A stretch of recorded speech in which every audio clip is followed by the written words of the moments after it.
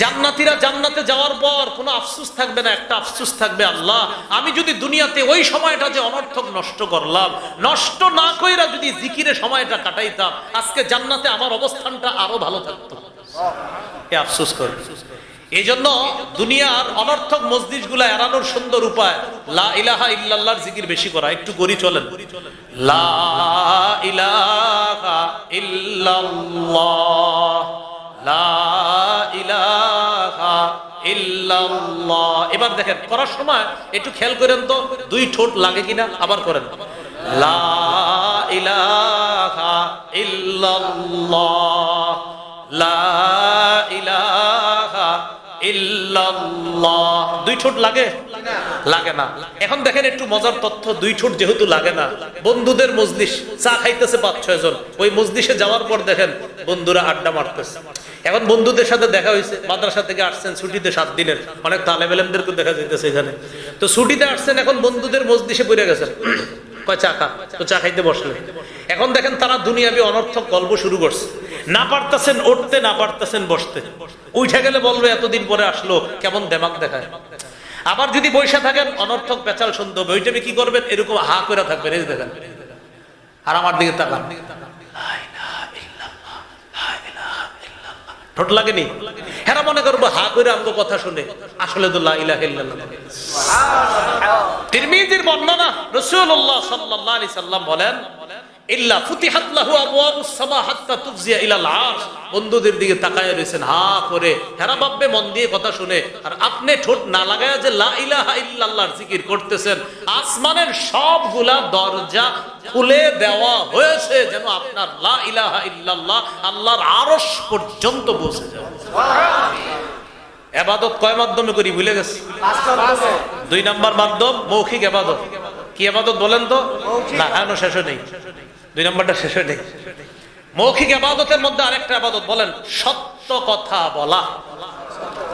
মৌখিক ইবাদত বলেন যতক্ষণ পারি, সবাই বলেন সত্য কথা বলবো, না পারলে চুপ থাকবো, ভুলেও মিথ্যা কথা বলবো না। ভুলেও কি বলবো না? বাচ্চাদেরকে মাঝে মাঝে আমরা মিথ্যা কথা বলি, এগুলো বলবো না। মোরগ মুরগিরে, হাঁস ইত্যাদি এগুলারও মিথ্যা কথা বলি, কবুতর রে মিথ্যা কথা বলি মাঝে মাঝে। ডাক দেন, ডাক দিয়ে আদার দেন না। মোরগ ধরার জন্য ডাক দিয়ে আদার দেন না। সন্তানরা বলেন আব্বু এদিকে আসো মজা দিব, আসার পর মজা দেন না, মিথ্যা কথা। সন্তানকে যখন বলেন মজা দিব, দেন না, মিথ্যা। আবু দাউদের বর্ণনা, রাসূল সাল্লাল্লাহু আলাইহি সাল্লাম এক বাসায় গেছে, আব্দুল্লাহ ইবনে আমির রাদিয়াল্লাহু তাআলা আনহুর বাড়িতে। তার মা তাকে ডাকছে, ও বাবা এদিকে আসো, তাআল উতিক, আব্বু এদিকে আসো তোমারে কিছু দিব। নবীজি পর্দার আড়াল থেকে বললেন, এই তুমি কি দিবা?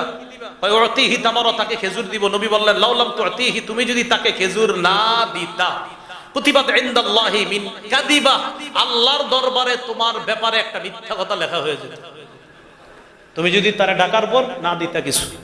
তাহলে আমরা অনেক সময় বাচ্চাদেরকে ডাকি, আব্বু এদিকে আসো মজা দিব, কিন্তু যদি মজা না দেন মিথ্যা কথা। কিছু দিয়েন, যদি বলেন সত্যি কিছু দিমু দিয়েন, কিন্তু যদি আপনার মজা না থাকে মিথ্যা কথা বলবেন না। হ্যাঁ ভাই, এটা এটা গুরুত্ব দিয়ে মিথ্যা কথা বললেন না শুধু শুধু। একটু আগে উজানি বিশ্বাস হুজুর ঘরে বসে, হুজুরের পাশে দেখলাম কয়েকজন বসা, তো আমি সময় থাকলে আমিও বসতাম। তো অনেক সময় পীর সাহেবের সামনে দেখবেন খাবার খাইতে ইতস্ত লাগে যে হুজুরের সামনে কেমনে খাই। তো পীর সাহেব হুজুর বলে কি, এই তোমরাও খাও। তো আমরা অনেক সময় বলি হুজুর খিদা নাই, কিন্তু আসলে খিদা আছে। খিদা আর থাইকা যদি বলেন খিদা নাই, মিথ্যা কথা। নবীর সামনে এই ঘটনা ঘটে গেছে, নবীর সামনে খাবার দিছে মেহমানদেরকে। তো এক সাহাবিয়া বললেন, মহিলা সাহাবিয়া, হুজুর খিদা নাই। নবীজি বললেন, আসলে খিদা নাই। খিদা রাইখা যদি বলো খিদা নাই, মিথ্যা কথা। আমি যেটা করি সেটা আপনাদেরকে বলি। আমাকে যারা বলে খাবার খাওয়ার জন্য মাহফিলে গেলে, তো সাধারণত বলে অনেকে, আমি এইভাবে বলি, ভাই আমি খাবো না। যদি বলে কেন খাবেন না, খিদা নাই। যদি খিদা না থাকে বলি খিদা নাই, থাকলে বলি খিদা আছে কিন্তু খাবো না। সত্যি কথা। কেন খাবেন না? খাবো না আমি, কিন্তু খিদা আছে খাবো না, বাস। আরটা হলো খিদা নাই খাবো না, কিন্তু খিদা থাকলে বলি ভাই খিদা আছে আমি খাবো না।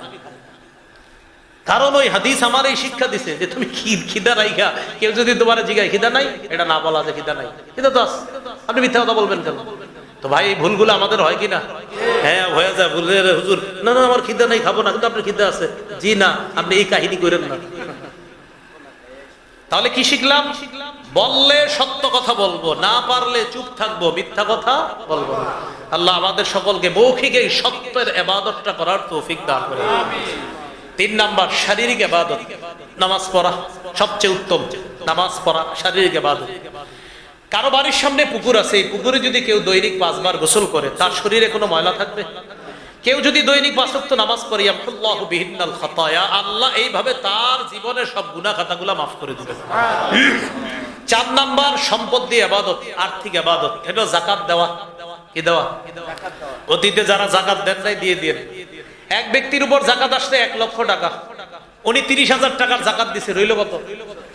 30,000 টাকার যাকাত দেয়, আবার ছবি উঠায় পরের দিন ফেসবুকে দিয়ে বলে, আলহামদুলিল্লাহ, গতকালকে আমি গরিব অসহায়দের মাঝে যাকাতের লুঙ্গি শাড়ি বিলিয়ে এখন আমার নিজেকে একটু হালকা অনুভব হচ্ছে।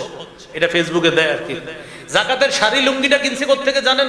যেই বাজারের দোকানের মধ্যে লেখা এখানে যাকাতের লুঙ্গি ও শাড়ি পাওয়া যায় 260 টাকা।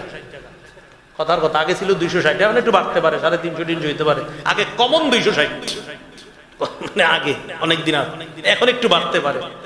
এইগুলা কিনা উনি 30,000 টাকার লুঙ্গি শাড়ি দিয়ে ছবি ফেসবুকে দিয়ে দিছে যে আমি আলহামদুলিল্লাহ নিজেকে এখন হালকা অনুভব হচ্ছে। বাকি কত? উনি এটা লেখার পরে যদি জানেন যে আপনারা যেহেতু 70,000 দেন, লিখবেন বাকি 70,000 সাপ। কি লিখবেন? বলেন কি লিখবেন? সামনাসামনি দেখা হইলে বলবেন, যাকাত তো তোমার উপরে 1 লক্ষ আছে 230, বাকি 70 সাপ। বলেন বাকি 70, আবার বলেন বাকি 70 সাপ। সাপ। সহিহ বুখারীর বর্ণনা, রাসূলুল্লাহ সাল্লাল্লাহু আলাইহি সাল্লাম বলেন, মান আতাহুল্লাহু মালা ফালাম ইউদ্দি যাকাতা মুসিলা লাহু ইয়াউমাল কিয়ামাতি শুজাআন আকরা। যে যাকাত দেয় না, ওই যাকাত যোগ্য সম্পদটা কিয়ামতের ময়দানে বিষধর সাপ হয়ে পা থেকে পেঁচায় পর্যন্ত আসবে, সেইভাবে ফানা ধরে বলবে, আনা কানজুকা আনা মালুকা, আমি তোমার সেই সঞ্চিত সম্পদ যেটা তুমি দুনিয়াতে আদায় করো নাই। কিয়ামতের ময়দানে যে ব্যক্তি যাকাত আদায় করে নাই, তার যাকাত যোগ্য সম্পদ এইগুলাকে পুরায়া পাত বানানো হবে। এই পাত দিয়ে লন্ডি করা হয় দোকানের মধ্যে, যে ইস্ত্রি দিয়ে এই জাতীয় একটা বানায়া তার কপাল, তার পার্শ্ব আর পিঠে গরম শেক দেওয়া হবে। এইভাবে কিয়ামতের ময়দানেও তার এই গজব হতে থাকবে। একদিন হবে এই গজবটা, কিয়ামত জাহান্নামে যাওয়ার আগে কয়দিন হবে? বলেন না কয়দিন? আবার বলেন। যারা যাকাত দেয় না এরা কয়েকদিন কি কোনো ব্যাপার? নবী বলে একদিনের পরিমাণ 50,000 বছর। কয় হাজার? এটা হলো জাহান্নামে যাওয়ার আগে।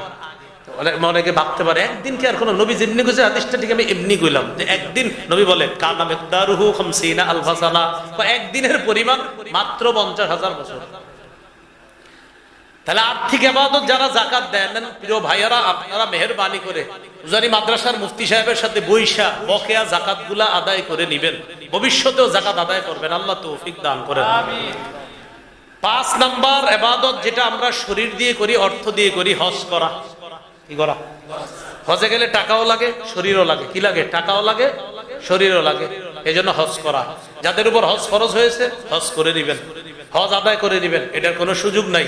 আল্লাহ হাদিসে কুদসির মধ্যে বলেন, ইন্না আবদান সাহহাতু লাহু জিসমা ওয়া ওয়াসা'তু আলাইহি ফিল মাঈশা তামজি আলাইহি খামসাতু আওয়াম। আমি যেই বান্দার শরীর সুস্থ রাখলাম আর যাকে আমি প্রচুর সম্পদের মালিক বানাইলাম, এইভাবে যদি 5 বছর অতিবাহিত হয়, সে যদি হজে না আসে, লামাহরুম, সে বঞ্চিত, সে কপাল পরা, সে হতভাগা। তিরমিজির একটা বর্ণনা দিয়ে আমরা শুরু করেছিলাম এইভাবে। আল্লাহ বলছে, যদি ইবাদতের জন্য সুযোগ বের করো, আমি তোমার দারিদ্রতা দূর করে দিব, আমি তোমার অন্তরটা টাকা পয়সায় পরিপূর্ণ করে দিব, অন্যথায় তোমাকে পেরেশানি দিয়ে আমি লিপ্ত করে দিব।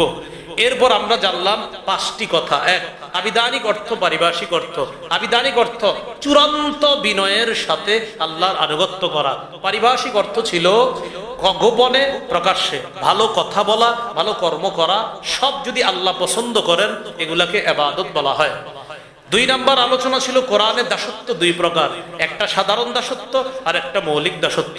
সূরা মারিয়ামের 93 নম্বর আয়াতে সাধারণ দাসত্বের কথা আছে, সূরা ফুরকানের 63 নম্বর আয়াতে বিশেষ দাসত্বের কথা। আমাদের 3য় আলোচনা ছিল হাদিসে ইবাদত সম্পর্কে কি আছে। এই ব্যাপারে 4টি হাদিস শুনেছি। আবু দাউদের 1479 নম্বর হাদিস, তিরমিজি 2201 নম্বর হাদিস, মুসনাদে আহমদের 6895 নম্বর হাদিস, সহিহুল জামে 4214 নম্বর হাদিস।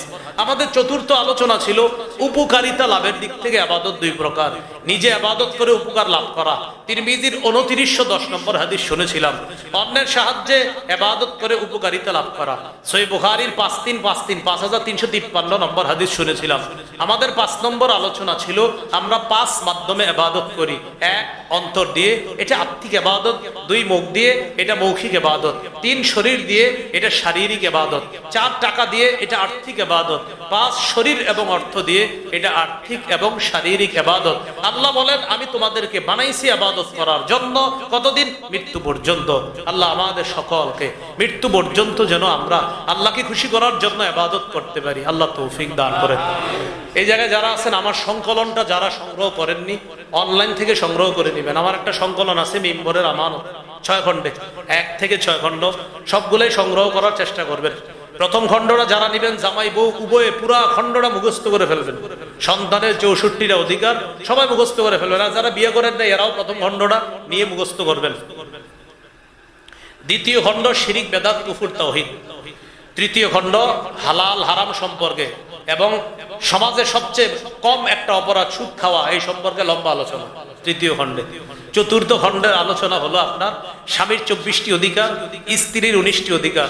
পঞ্চম খণ্ডের আলোচনা ইসলামের প্রথম ভিত্তি কালিমা, এটা নিয়ে লম্বা আলোচনা। ষষ্ঠ খণ্ডের আলোচনা ইসলামের দ্বিতীয় ভিত্তি নামাজ নিয়ে।